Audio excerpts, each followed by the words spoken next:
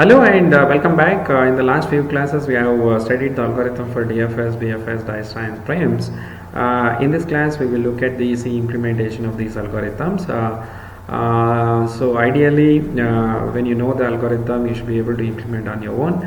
I think you should first try to implement on your own, or at least think about how to implement this. If you are stuck, if you are not able to do it, then you should come back and look at this code and get some ideas.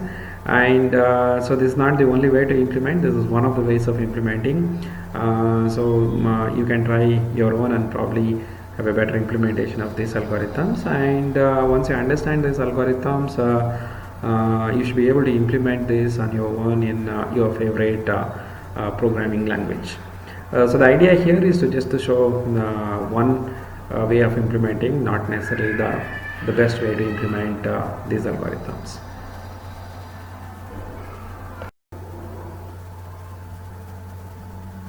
Yeah, in this video we are going to consider C code for all the graph traversal algorithm that we have studied. Let's get started with the first one, which is the DFS. Before we come to that, what we have is essentially the adjacency list representation. So each node will have the one vertex node and the weight of the edge that we are looking at. And if you want to create a new node, you pre-allocate enough memory, then set the so I is the adjacent vertex here, and this is the weight of this node, and this essentially adds it to the beginning of the list. So let's look at the BFS. The initialization is very well understood. So VFI is set to false. We'll set it to true the moment you add into the queue. So we are maintaining a queue here using the linked list. So we will add in the head of the queue, we will add at the tail of the queue, and we will delete the DQ is from the head of the queue. So we'll first add this into this part of the code is essentially adding into the vertex S has been added into the queue, and set V of S to be 2 and pi of S to be -1. So now, as long as the queue is, as long as the head is not null, so let's look at the head of the list. Then you go to the linked list, which is the edge list of the head of the list, right? So as long as this is empty, we are going to iterate through the edge list. So this is for all the adjacent vertices of the vertex queue, right? So what you're going to do is that you first check whether this has already been added into the queue. If it is already added into the queue, you just go to the next edge, right?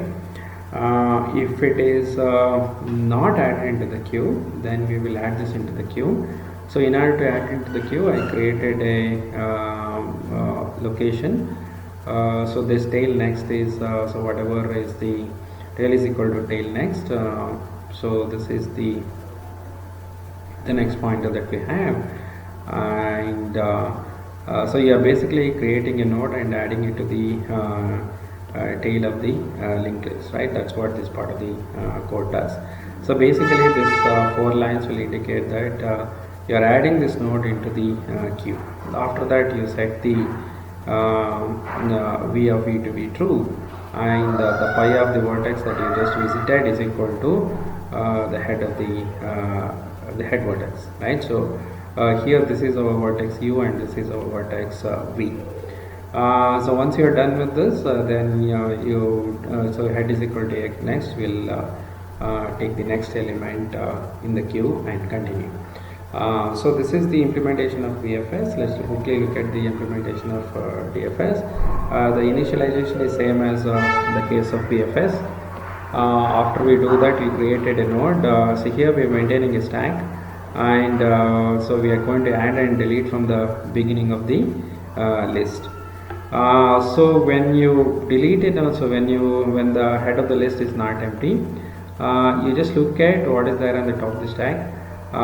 So if the vertex has already been deleted, right, then you just go to the next one. You just pop this out and go to the next one. Popping this out is equivalent to doing head is equal to X next. Otherwise, so you're going to pop this out. So before you pop this out, you just check, you set the value to be true, and so temp list, right? So this head V is the vertex U. You just go to the adjacency list of what is there on the top of the list. So this adjacently list could be empty list. There may be nothing going out of it. In that case, we are going to anyway dequeue the next element. We have nothing to do with this. If this is not empty, then what we are going to do is that so we are going to remember we will delete this node from the heap as a stack. If you are going to delete this from the stack, is equivalent to just doing head is equal to head next. So once we do this, then say as long as the temp is not null, that means that in the adjacency vertex there is at least one element. You just look at the adjacent vertex, which is the vertex V. If this is not been deleted, so what you do is that add it to the beginning of the list. So this creates a node and adds it to the beginning of the list. Pi of this vertex V is set as U, which is the vertex that has been just deleted, and then go to the next adjacent vertex and repeat this as long as the adjacency list is not null. This part essentially checks looks at all the adjacent vertices, and if it has to be added into the stack, it will add into the stack and continue. So the algorithm stops when the stack is empty. So let's look at the implementation for Dijkstra. Dijkstra, so we have the pi function. The h of I is the heap that we are going to maintain. So the values of h will be same as the d values, the distances to v. Then we have two arrays. One is the array A and another is the array B. Array B is used to, given a vertex, it will tell you what is the pointer in the heap. Given a node in the heap, A vector will give you what is the node that it corresponds to. This A will take you from the heap to the graph node, and B will take you from the node to the pointer to the heap. This A and B are inverse of each other. A of B of I will be equal to I. So we will see what is the use of A and B when you look at the algorithm carefully. So h of x is h of 0. So this is the starting vertex. So so we are going to set h of 0 is equal to 0. Sorry, this has to be h of s to be 0, and the starting vertex will be 0, and every other vertex in the heap will have infinity. So this is basically, I don't know whether the starting vertex is 0 or something else. So this condition will exchange s with the as a 0th vertex, right? So whatever is so if s is 10th vertex, so this will exchange the 10th vertex with the 0th vertex, so that the 10th vertex with priority 0 will come to the root of the heap that we have. So what we are using here is the binary heap minimum heap representation. So now we want to say as long as there is something in the heap, we have not deleted everything, or we have something maximum. If what is there in the maximum, that means that vertex is not reachable. So if the minimum element and the heap itself is maximum, that means that none of the vertices which are already there in the heap are not reachable. So we are going to stop. Otherwise, we are going to run this algorithm a number of times. So we are going to delete the minimum. So before we delete the minimum, we want to know what is there in the what is the minimum element, right? So minimum element is at the root. The pointer to that is 0. A of 0 will tell me which is the one which has the node in the graph which has the minimum priority. So that is what is the role of the A. So given an index I, this will correspond to, will map it to the node in the graph, right? So A of 0 is will give you the vertex with the minimum priority. So once you get this U, we are going to set this as true. This has been deleted now. So node is equal to, you just look at the adjacency list of U and delete this from the minimum heap. So M is set as initially n minus 1. So when you delete a node from the heap, the number of elements in the heap will decrease by 1. So that's why I am sending the pointer to n. So as long as there is a, so this is as long as there is an adjacency vertex, so V is the adjacency vertex. What I check is that this is not being deleted, and I want to know what is the priority of V. So V is an element, so I have to go to the heap and check what is the value of it. B of V will tell you the pointer in the heap. H of B of V will tell us what is the priority of the vertex V.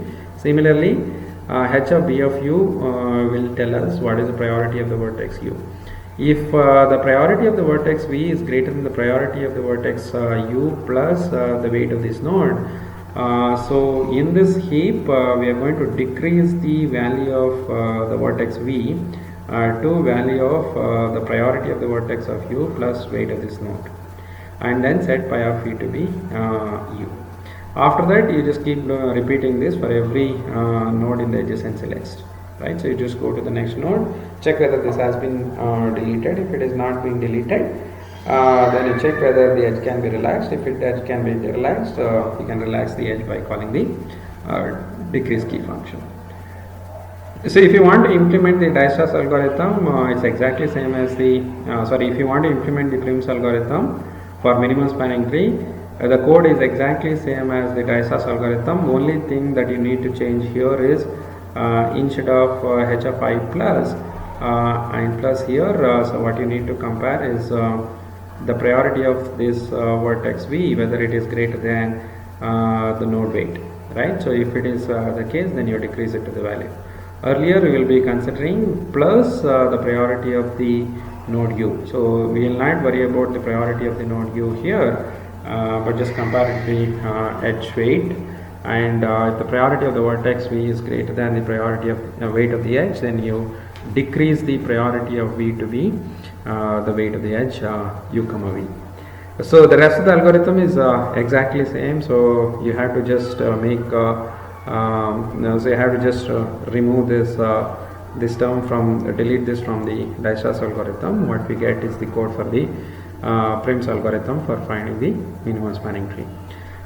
So exactly the same thing is done for finding the maximum spanning tree. Instead of using the minimum binary heap, we'll use the maximum binary heap. Just for completion, I'll just complete the show the code for this also. Here everything is set as minus infinity. The first vertex that you start with will have 0. Now instead of deleting the maximum, minimum, you're going to delete the minimum. You're going to delete the maximum here. And if the priority of the vertex here, earlier there was a greater than symbol here, so now it's going to be smaller than symbol. If the priority of the vertex is smaller than the weight of this edge, then we want to increase the priority of this vertex V to weight of this node, weight of this edge U comma V, which is under consideration. So instead of, when you use the maximum heap, you set all the default value to be minus infinity. Every time you delete the maximum, and if the priority can be increased to weight of this edge, just increase this. So what you get will be the maximum spanning tree, and weight of the maximum spanning tree is given by the sum of the priority of all the vertices, which is given by this code. And if you want to know what are the edges in the minimum spanning tree, as I said earlier, the pi of V comma I will give us the edges in the minimum spanning tree. Yeah, in this video we have seen the implementation for DFS, BFS, Dijkstra and Prim's algorithm. So we will come back to you with some application of DFS and BFS next week. After that, so we'll talk about another well-known algorithm for finding the minimum and maximum spanning tree, namely Kruskal's algorithm, which has the same complexity as Prim's algorithm. Bye for now. Have a good day.